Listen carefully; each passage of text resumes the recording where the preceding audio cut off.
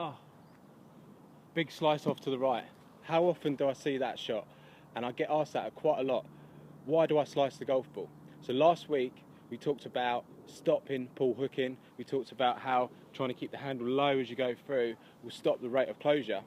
This week's lesson, we're going to look at why do you slice the driver and a couple of tips that can help you stop slicing it.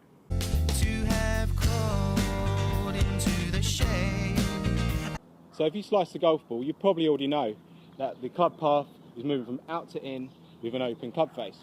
So in this lesson, we're going to try and cover 3 things that I see that slicers do in the golf swing. So the first one is in the backswing. And what I tend to see is in the backswing, the hand path and the club path moving out, the left arm moving out. So this gets disconnected on the left arm here, and at the top, the left arm's in a high position. From here, generally you see most golfers swing across. You do get some that drop it inside, but that's quite a difficult move to perform. So what we should see is the hands moving more in, the left arm pressure point more intact, so my left arm's across my chest at this point, so hands are moving in. Also notice as I'm doing this, my knee flex is changing. That helps me turn my hips. It also helps me bring the hands more in an inward path. If I keep my knees bent, it makes it very difficult to sort of swing the left arm across my body. It makes it harder to swing the hands more inwards. So in the backswing, knee flex, allow the right leg to straighten slightly. You may not want to completely lock it, but allow it to straighten. Feel the pressure point under the left arm, and at the top, the left arm should be roughly across the line of the shoulders. So once you're there, what you should see as we come down is the golfer moving the weight through. You can see here I've created a slight spine tilt where my lower body is forward of my head. If you saw that shot at the beginning where I sliced it, as I hit through, I kept all my weight on my back leg.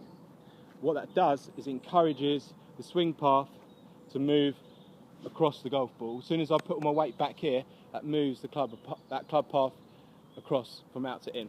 So you need to make sure as you hit through, you're moving your weight onto your left without moving the head forward. So the hips should be pushing forward into the finish.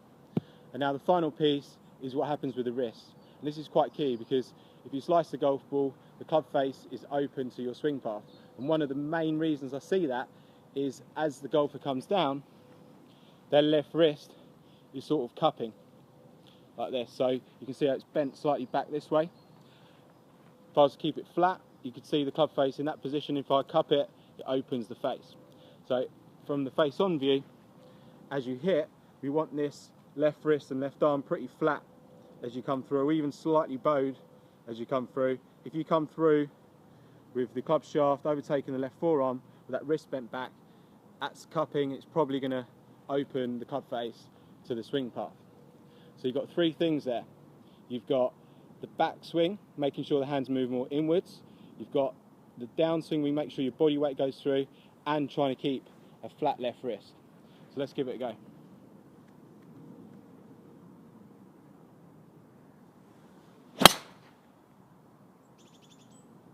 Okay, pretty good. That ball there started down the right, just drew back slightly into the middle of the fairway. So hopefully those tips will help you stop slicing the golf ball. If you've got any comments on that, please post them in the box below. Also, please give the video a thumbs up if you enjoyed it, it really helps me. And if you haven't already, please subscribe to my channel. You can also follow me on my other social media platforms such as Facebook, Instagram and Twitter.